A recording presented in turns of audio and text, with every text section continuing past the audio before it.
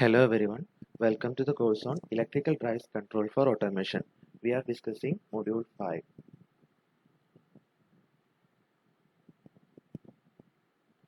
നമുക്ക് കുറച്ച് numerical problems solve ചെയ്യാം. ക്വസ്റ്റ്യൻ വായിക്കാം. A three-phase 16-pole star-connected alternator has 144 slots on the armature periphery. That each slot contains 10 conductors and it is driven at 375 RPM. The line voltage of EMF that is available across the terminals that is observed to be 2.657 kV. Find the frequency of induced EMF and flux per pole. Induced EMF ന്റെ ഫ്രീക്വൻസിയും flux per പോളും ആണ് കാണാൻ ചോദിച്ചത്. So first ഇവിടെ alternator star connected ആണെന്ന് പറഞ്ഞുകൊണ്ട് phase voltage എങ്ങനെ കണ്ടുപിടിക്കാം? ഈ തന്നിരിക്കുന്ന ലൈൻ വോൾട്ടേജ് ഡിവൈഡഡ് ബൈ √3 ചെയ്യണം. സോ ആദ്യത്തെ സ്റ്റെപ്പ് എന്ന് പറയുന്നത് ലൈൻ വോൾട്ടേജ് ഡിവൈഡഡ് ബൈ √3 ചെയ്തിട്ട് ഫേസ് വോൾട്ടേജ് കണ്ടുപിടിച്ചു. നമുക്കറിയാം സിങ്ക്രോണസ് സ്പീഡിന്റെ ഇക്വേഷൻ എന്ന് പറയുന്നത് NS = 120f/p എന്നാണ്.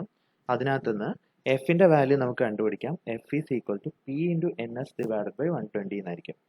P 16, NS 375 divided by 120, that is 50 Hz എന്ന് കിട്ടും ഫ്രീക്വൻസി.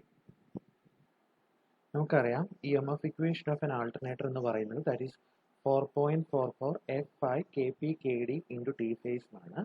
Kp എന്ന് പറയുന്ന പിച്ച് ഫാക്ടർ ആണ്, Kd എന്ന് പറയുന്ന ഡിസ്ട്രിബ്യൂഷൻ ഫാക്ടർ ആണ്. T phase is the turns per phase and phi is the flux per pole, F is the frequency. So full pitched winding നമ്മൾ assume ചെയ്തെടുത്താൽ Kpയുടെ വാല്യൂ എന്തായിട്ട് മാറും? 1 ആയിട്ട് മാറും. So Kp = 1. പക്ഷെ നമുക്ക് എന്തിന്റെ വാല്യൂ കണ്ടുപിടിക്കണം? Kdയുടെ വാല്യൂ കണ്ടുപിടിക്കണം.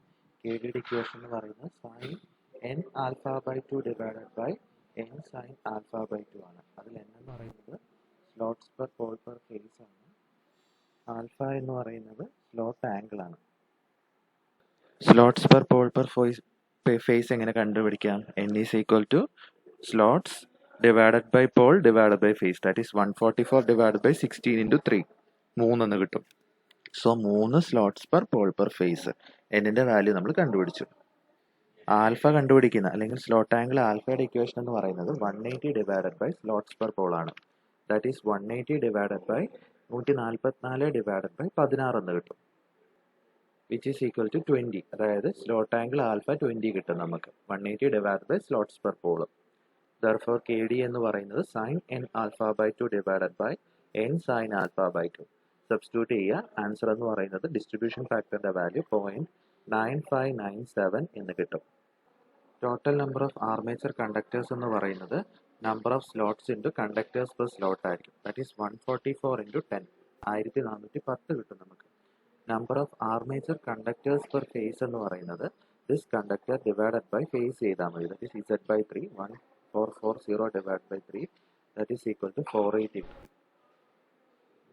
Turns per phase, that is equal to Z phase. Turns per phase, T phase is equal to total number of conductors divided by 2 ആണ്. That is 480 divided by 2 കിട്ടും. That is 240. So നമുക്ക് values എല്ലാം ആയി. ഇനി നമുക്ക് EMF equation substitute ചെയ്തിട്ട് കണ്ടുപിടിക്കാൻ പറ്റുന്നതാണ്. ഫ്രീക്വൻസി നമ്മൾ ഓൾറെഡി കണ്ടുപിടിച്ച് കഴിഞ്ഞു. നമുക്ക് ഇനി കണ്ടുപിടിക്കാൻ ഫ്ലക്സ് പെർ പോളിന്റെ വാല്യൂ ആണ്. So phi is equal to നമുക്ക് ഇതിനകത്ത് നിന്ന് കണ്ടുപിടിക്കാം. Flux phi equal to 30 mV എന്ന് കിട്ടും. അടുത്ത ക്വസ്റ്റ്യൻ നോക്കാം. 100 kVA 3000 volt 50 Hz 3-phase star connected alternator that has an effective armature resistance of 0.2 ohm, a field current of 50 ampere that produces short circuit current of 250 ampere and open circuit EMF of 1250 volt. Calculate percentage regulation at 0.8 power factor lagging and 0.6 power factor leading. നമുക്കറിയാം തന്ന data എന്ന് പറയുന്ന line voltage ആണ്. That is 3000 volt. KVA rating is 1000 kVA. So 1000 kVA റേറ്റിംഗിൽ നിന്നും നമുക്ക് എന്ത് കണ്ടുപിടിക്കാൻ പറ്റും? കറണ്ടിന്റെ വാല്യൂ കണ്ടുപിടിക്കാൻ പറ്റും. That is 1000 is equal to √3 VLIL എന്നാണ്. സോ √3 3000 into IL എന്ന് കിട്ടും. That is IL is equal to 19.24 ampere എന്ന് കിട്ടും നമുക്ക്. So this is the full load armature current എന്ന് പറയുന്നത് it is the line value. Okay, star connected ആയതുകൊണ്ട് തന്നെ ലൈൻ കറണ്ടും ഫേസ് കറണ്ടും ഈക്വൽ ആണ്. That is equal to 19.24 ampere. Synchronous ഇംപെഡൻസിന്റെ ഇക്വേഷൻ എന്ന് പറയുന്നത് V0 phase divided by IA phase ആണ് for the same value of field current. Okay, അതിനുള്ള ടെസ്റ്റ് റിസൾട്ട് തന്നിട്ടുണ്ട്. സോ 1250 വോൾട്ട് ആണ് ഓപ്പൺ സർക്യൂട്ട് വോൾട്ടേജ്. സോ അത് ഡിവൈഡ് ബൈ √3 ചെയ്ത് കഴിഞ്ഞാൽ 1250 divide by √3. Okay, that is equal to 721.68 volt എന്ന് കിട്ടും. IA face എന്ന് പറയുന്നത് 250 ആംപിയർ. ഓക്കെ, അതും ക്വസ്റ്റിൽ തന്നിട്ടുണ്ട്. ഷോർട്ട് സർക്യൂട്ട് കറണ്ട് 250 ആംപിയർ എന്നും തന്നിട്ടുണ്ട് ക്വസ്റ്റിനകത്ത്. So synchronous impedance Z is equal to 721.68 divided by 250, that is 2.8867 ohm per phase എന്ന് കിട്ടും. RAയുടെ വാല്യൂ 0.2 ഓം എന്നും ക്വസ്റ്റിന് തന്നിട്ടുണ്ട്. സോ നമുക്ക് ZSഉം ആയി RAയും ആയി. സോ നമുക്ക് ഇതിനകത്ത് എന്ത് കണ്ടുപിടിക്കാൻ പറ്റും? സിങ്ക്രോണസ് റിയാക്റ്റൻസിന്റെ വാല്യൂ കണ്ടുപിടിക്കാൻ പറ്റും. That is square root of ZS square minus RA square ചെയ്താൽ 2.8797 ഓം പെർ ഫേസ് എന്ന് കിട്ടും. ഇനി നമുക്ക് ഓരോ പവർ ഫാക്ടർ തന്നിട്ടുണ്ട്, അതനുസരിച്ചുള്ള വോൾട്ടേജ് റെഗുലേഷൻ ആണ് കണ്ടുപിടിക്കേണ്ടത്.